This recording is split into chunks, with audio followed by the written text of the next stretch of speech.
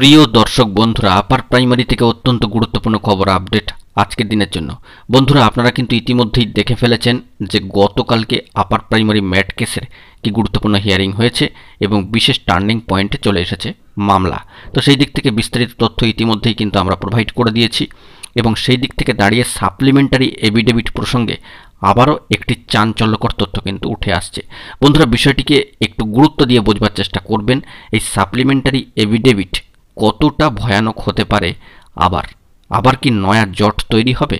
অবশ্যই বন্ধুরা, বিস্তারিত আলোচনা করছি। সিরিয়াস টপিক, আর্জেন্ট তথ্য, তাই আপনাদের জন্য আর্জেন্ট ভিত্তিতে এই ভিডিওটা ক্রিয়েট করতে হচ্ছে।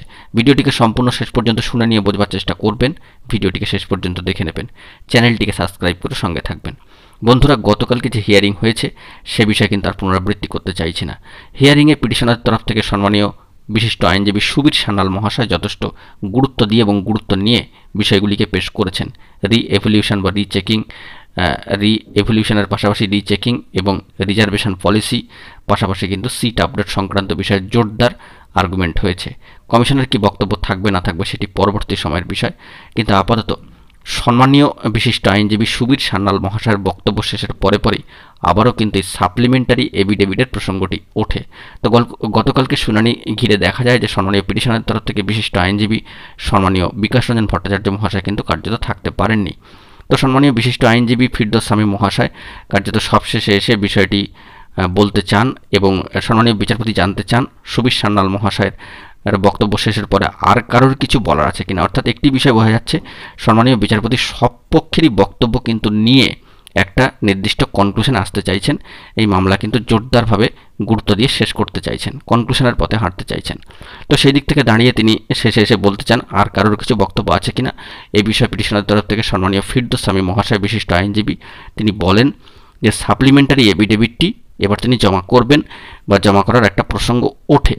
আর এইখানেই কিন্তু একটা জট তৈরি হয়, কার্যত এই সাপ্লিমেন্টারি এভিডেভিট জমা করার প্রসঙ্গেই কার্যত এসএসসির তরফ থেকে যিনি আইনজীবী মহাশয় ছিলেন, অ্যাডভোকেট মহাশয় ছিলেন, তিনি কিন্তু এই বিষয়টিতে কিন্তু চূড়ান্ত আপত্তি প্রকাশ করেছেন।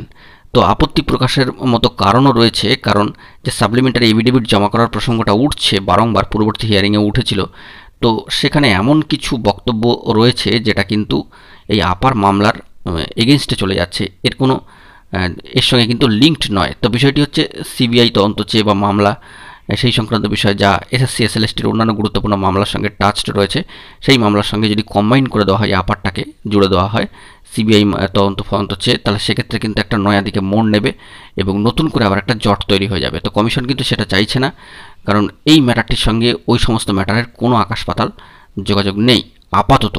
তো সেই দিক থেকেই এভিডেভিট জমা করার প্রসঙ্গে আপত্তি তোলা হয় কমিশনের তরফ থেকে, এবং সেই দিক থেকে দেখতে গেলে কমিশনের তরফ থেকে সিনিয়র অ্যাডভোকেট মহাশয় মুখার্জি মহাশয় এবং পিটিশনের তরফ থেকে সিনিয়র অ্যাডভোকেট মহাশয় মিস্টার ভট্টাচার্য তিনি কিন্তু কার্যত থাকতে পারেননি। তো সব দিক পরিস্থিতি বিবেচনা করে সম্মানীয় বিচারপতি এই বার্তাই তুলে ধরছেন যে পরবর্তী ক্ষেত্রে যে ডেট রয়েছে, তো সেখানে যে ডেট আসবে সেই ডেটে কিন্তু পিটিশনারদের তরফ থেকে বিশিষ্ট আইনজীবী মহাশয়ের উপস্থিতিতে এই যে সাপ্লিমেন্টারি এভিডেভিটের প্রসঙ্গটা বারংবার উঠছে, এভিডেভিট জমার প্রসঙ্গ, সেটা কিন্তু তোলা হবে বা আপনারা তুলবেন পিটিশনারদের তরফ থেকে। তো সেই সময় যদি এই বিষয়টা রিলেভেন্ট বা প্রাসঙ্গিক বলে মনে হয়, যদি প্রাসঙ্গিক কিছু জিনিস থেকে থাকে, তবে সেটা নিয়ে ভাবনা চিন্তা হবে।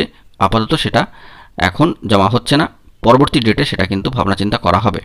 যদিও সেটা যদি প্রাসঙ্গিক হয়ে থাকে এই আপার কেসের সঙ্গে, ম্যাট কেসের সাথে, তো সেই দিক থেকে আপাতত ওই পর্যন্তই বিষয়টি এগিয়েছে এবং পরবর্তী ডেট সিলেকশন নিয়ে সম্মানীয় বিশিষ্ট সিনিয়র অ্যাডভোকেট মহাশয় এবং আইনজীবী মহাশয়দের উপস্থিতি অনুপস্থিতি নিয়ে একটা ফারাক কিন্তু থেকে যাচ্ছে। কার্যত অনেকে উপস্থিত থাকতে পারছেন না, আবার অনেকে উপস্থিত থাকছেন, এই নিয়ে একটা দোটানা চলছে।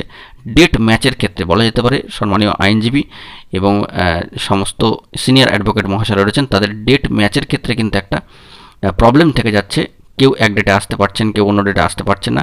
এই নিয়ে কার্যত অত্যন্ত বিরক্তি প্রকাশ করেছেন সম্মানীয় বিচারপতি এবং তিনি কিন্তু কার্যত রেগে গিয়েছেন এবং তিনি রেগে গিয়ে আবার কিন্তু এই 10 তারিখের বিষয়টিকে সিলেকশনের জন্য রেখেছেন। অর্থাৎ 10ই জুলাই আগামীকালকে কিন্তু দুপুর 2টায় অ্যাপ্লিকেশনের স্টেজ গ্রুপ 2তে পরবর্তী আপার কেসের কিন্তু ডেট পড়েছে আগামীকালকে।